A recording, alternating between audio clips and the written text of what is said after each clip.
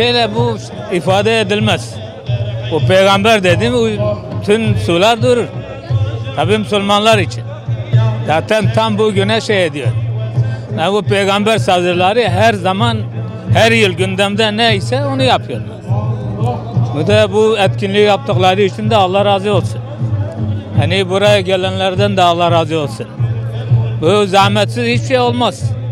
Buraya gelmesen bu etkinliği göremezsin. Bu televizyonda gördüğün gibi değil. Yani bunu yaşamak lazım. Resulullah'ın sevdasıyla geldik. Filistin'in sevdasıyla geldik. Allah'ın izniyle zafer inananlarındır. Bu yolda gelmeye devam edeceğiz inşallah. Allah'ın Resulünün yüzü hürmetine bu ümmet yeniden ayağa kalkacak. Buna inanıyoruz. İnancımız bu noktadadır. Her şekilde Peygamber Efendimiz'in sevdalısıyız. Dünya onun üzerine kurulmuş zaten. Çok güzel bir program öncelikle. Burada olmaktan dolayı onur ve şeref duyuyoruz. İnşallah bu programın bütün İslam liderlerine ve ülkelerine fayda sunmasını bekliyoruz. Rabbim Gazze'deki müminleri korusun, muhafaza eylesin, bizleri de bu yolda gayretkar eylesin. Kesinlikle İslam ülkeleri bu konuda sınıfta kaldı zaten, bunu gördük. Biz halk olarak üstümüze düşen bütün görevi yapıyoruz. Meydanlardayız, ondan sonra boykota devam ediyoruz. Ama bunlar yeterli değil. İslam ülkeleri ve liderleri bu konuda kesinlikle inisiyatif alıp kendi ordularını hazırlamak zorundadırlar. Peygamber sevdalılarımızın etkinliği için geldik. Burada ümmet burada, kardeşlerim burada, Gazze için ve bütün mazlum halklar için arkadaşlarım burada tekbirler getiriyorlar. Zaten vatandaş ta baştan beri boykotsa boykotunu yapmıştır, eylemse eylemi yapmıştır. Artık sıra Gazze'ye ve diğer mazlum bölgelere askeri operasyon düzenleyip bu bölgeleri Siyonistlerden ve zalimlerden kurtarmaktır. Bu Müslümanların üzerine borçtur, farz-ı ayındır. Müslümanlar burada bunun için bulunuyorlar. Yani şu an çok coşkuluyum.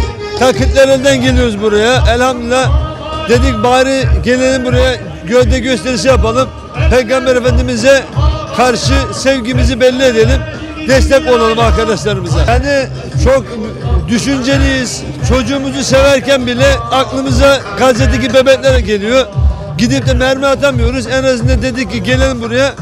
İsrail'e karşı duruşumuzu belli edelim. Kardeşlerimizin arkasında olduğumuzu ve Hamas'a ne kadar destek verdiğimizi belli edelim diye elhamdülillah Kırklareli'den geldim buraya.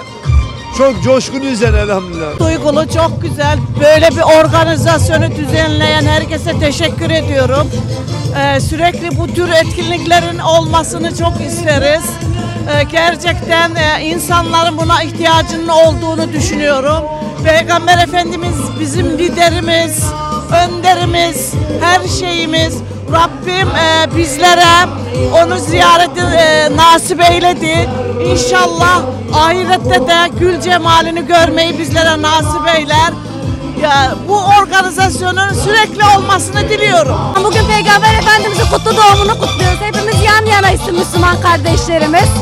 Peygamber Efendimiz'e selat ve selam olsun. Onu çok seviyorum. Çok üzgünüz, çok mutluyuz. Gazze için hele yani çok dualarımız onlarla.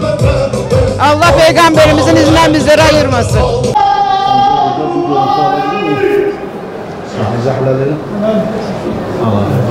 Bismillahirrahmanirrahim.